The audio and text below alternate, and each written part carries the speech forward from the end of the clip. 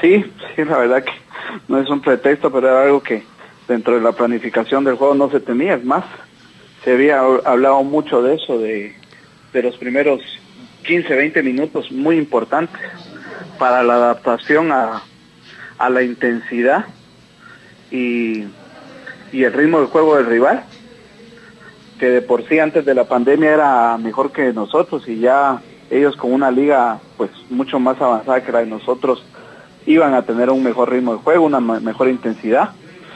Y el tema de la altura, yo creo que era importante tener ese orden, esa concentración, esa tranquilidad los primeros 20 minutos, lo cual no lo tuvimos,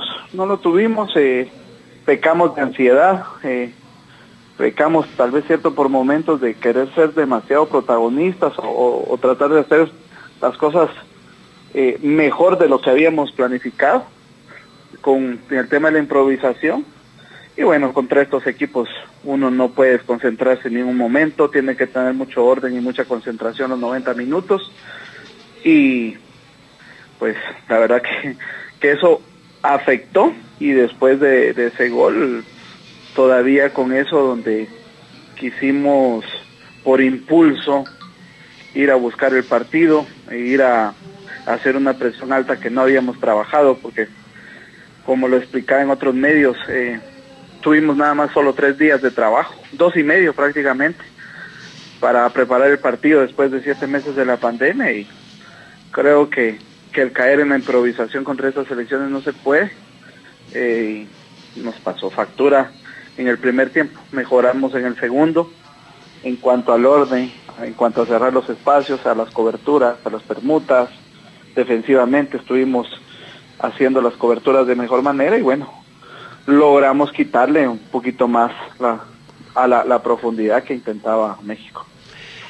Algo muy importante de ese primer lapso, o de buena parte del mismo, por ejemplo, y ahí estoy totalmente de acuerdo, lo que pasa es que usted capta que la gente quisiera que ya tuviera un modelo ahí solo para aplicar y todo camina a pedir de boca. Esos 7 partidos de diferencia competitivos de 12 jornadas de ellos y 5 las nuestras, aparte de cómo regresaron a ese trabajo y después a desarrollar ya los partidos a como se hizo acá, hasta que ya se dio el ok de salud pública para comenzar a hacer entrenamientos con cierta cantidad de gente, grupos, etcétera. Eso influyó muchísimo. Por ejemplo, digo yo, usted me corregirá o estará en concordancia, de que metían ellos pelotas y se desarmaba toda la estructura, digamos, defensiva, se quedaba el carrilero, el marcador central del lado que fuera igual, y se comían las espaldas ellos nuestras con una enorme facilidad. Exacto, la verdad que los goles de ellos fueron demasiado fáciles por la falta de coberturas de nosotros, por las salidas a destiempo y por la misma ansiedad. El hecho, Gustavo, es tenemos al final un equipo, sobre todo en las bandas, en el medio campo para adelante, muy maduro aún, sin mucho partido de este tipo, sin mucha experiencia internacional. Pues yo creo que llegamos a confundir un poquito los conceptos. El hecho de ir perdiendo, a México no le va a ir a empatar saliendo a lo loco a presionar sin un orden, porque inmediatamente lo que provocamos fue que el equipo se partiera, se hiciera muy largo. Entonces ellos aprovechaban, salían, tocaban a la espalda de los que intentaban salir a presionar, metían la pelota filtrada, como usted dice, y nos agarraban mal parados. Cosa que en el segundo tiempo mejoramos, y era parte de la planificación que teníamos. Tener una línea de 5, que ellos tenían unos extremos muy rápidos, y hacer el 2 contra 1 entre central y carrilero. Nosotros controlimos más, y lo que usted dice en el primer tiempo, esos primeros minutos era al revés. El carrilero de nosotros salía con el lateral de ellos, y prácticamente dejábamos en un mano a mano a nuestro central con el extremo de ellos, y que por velocidad lógicamente nos iban a ganar. Algo también de esos primeros minutos que recuerdo perfectamente, así como que estuviera en este momento el partido o algo similar, es de que su pivote adelante, el falso 9, que es Alejandro Galindo, y esto abarcó casi a todos en cuanto al manejo y precisión en el toque del balón. él sí logró recepcionarlo casi en la entrada del área y le picó Jesús López, o sea, se le mostró por izquierda, pero el pase fue demasiado largo, similar al que había intentado más largo, pero de atrás Pinto en la primera jugada sobre Martínez. ¿Se recuerda de eso? Sí, me recuerdo perfectamente, lo hablamos. Hay algo que la gente tiene que entender y a veces a uno lo tratan de conformista o no le gusta a mucha gente que uno sea realista en base a donde estamos parados primero. Si Guatemala va a jugar con una selección de las top 20 del mundo, se sabe, Gustavo, que independientemente del planteamiento que se haga del partido, las opciones que uno genere van a ser muy pocas. Creo que la gente que sabe de fútbol va a estar de acuerdo conmigo. Van a ser muy pocas las opciones de gol que tengamos. ¿De qué depende hacerles partido y lograr tener resultados positivos contra estas selecciones? Es de tener esa efectividad en esas pocas opciones que se tengan. Un ejemplo es Costa Rica en el Mundial, en su mejor Mundial. Tuvo 2 opciones, 3 opciones a balón parado contra Italia, contra Uruguay. Aprovechó y ganó. Se defendió bien, con mucho orden, con mucha concentración. Es un ejemplo, así hay muchos ejemplos en el mundo. Islandia, que llegó a un Mundial así. Hay muchos ejemplos, no solo en fútbol de selección. Entonces yo sí, como le digo al grupo, que estos partidos van a ser pocas las opciones que tengamos, independientemente cómo presionemos, cómo tengamos la pelota, pero va a ser muy importante la efectividad. Tenemos antes del gol esa opción que usted menciona, donde prácticamente vamos en un 2 contra 2, donde si es mejor el pase de Galindo a Jesús López hubiera podido crecer. Y después del 1-0 tenemos una opción a balón parado que le queda sola a Gallardo también. Está absolutamente solo. Le toca que era, no sé, más para cabeza que para zurda, no sé. Sí, no sé. Él me decía que se había confundido un poquito en que la pelota le había bajado demasiado rápido y empezar en cabecear y pegarle con el pie, en la duda. Se fue la opción, pero era una opción clara también. Entonces son esos tipos de opciones que contra esos rivales hay que aprovecharlas y de ahí se les puede hacer un partido, se puede jugar con la desesperación de ellos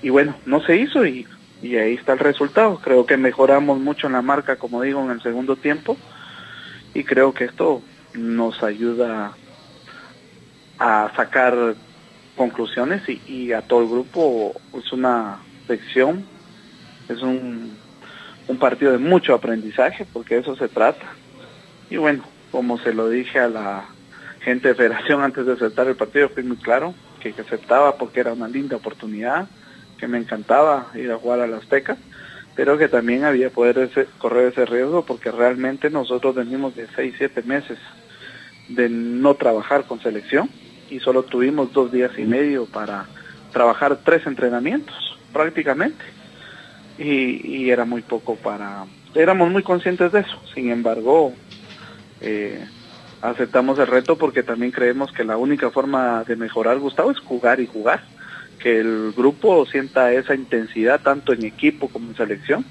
a nivel internacional, que es otro ritmo, ¿verdad? Indiscutible. Bueno, ahora tocamos ya un poco el futuro inmediato. ¿Le quedó bien eso de que América habilite y le dé permiso al Chucho López para que venga, para que comparta aquí en Guatemala y luego usted le dé participación en Nicaragua, aparte de la incorporación también que estaba planificada para ese juego de Darwin Lom? Sí, la verdad que queda bien. Lo que pasa que también es otra situación. Antes de la llegada de un partido oficial tenemos que ver cómo adaptamos a muchachos como Jesús López, porque es poco el tiempo que va a entrenar con nosotros, entonces queremos ver que él sienta tenga esa comunicación tanto fuera de la cancha como dentro de la cancha, que tenga minutos y lo traigo para que tenga minutos, ¿verdad? O sea, para que siempre tenga minutos y de alguna manera tratemos de adaptarlo a lo que pretendemos con el grupo. Hablando de esa integración, en el poco tiempo de cuando llegó allá se juntó con ustedes en la concentración hasta rematar el partido, etcétera, fue buena la recepción en él hacia el grupo y viceversa. Sí, es un muchacho muy humilde, ha sufrido, nos contaba ahí parte de la historia, cómo llegó a la América, cómo ha hecho con la familia y todo eso. Un muchacho muy sufrido, muy humilde, y que bien, se adaptó muy bien al grupo. Lo vi al menos bien con los muchachos platicando, uniéndose a las dinámicas por ahí que hacíamos como grupo. La verdad bien, el muchacho muy humilde. Y lo de lo que convocatoria es Ayala por Jerez. Es Sosa por Jerez. Sosa por Jerez, finalmente sí. Sosa por Jerez. Bien, y en la parte final, ¿qué es lo que le puede compartir a la gente sobre lo que conoce del actual Nicaragua, que va a ser su rival el martes? Pues pasa lo mismo, va a ser importante los primeros minutos, porque ellos también como México, en cuestión sanitaria, ¿verdad, Gustavo? No le pusieron mucha atención al COVID. No pararon su liga, incluso hubo un momento que solo la liga de Nicaragua se estuvo jugando. Y bueno, pueden tener, no sé, la verdad no sé, pero pueden tener un mejor ritmo de competencia porque no han parado, prácticamente terminaron y después pues iniciaron pretemporada y su campeonato también ya va un poquito avanzado. No han tenido ese parón que de nosotros de tantos meses sin actividad, entonces por ahí eso es tal vez lo que me puede preocupar, el ritmo de juego, pero como lo digo, es importante por eso los primeros 20 minutos para adaptarse y después uno imponer condiciones. Buenas tardes, profe, gusto de saludarlo, buenas tardes a Gustavo y a todos, un gusto como siempre poder saludarlos y estar nuevamente en una oportunidad más. Profe, me gustaría que nos pudiera comentar un poco, usted que estuvo ahí, que tuvo la oportunidad pues de estar en la intimidad, como se le dice, ¿cómo ve o cómo lo analiza usted la parte psicológica, la parte mental de los jugadores? ¿Cómo se manejó ese antes y ese después del partido con México? Bueno, yo siento, por ahí mucha gente me decía lo mismo, de que se mostró una selección muy nerviosa, muy con miedo, pero realmente ya para definir las características psicológicas individuales,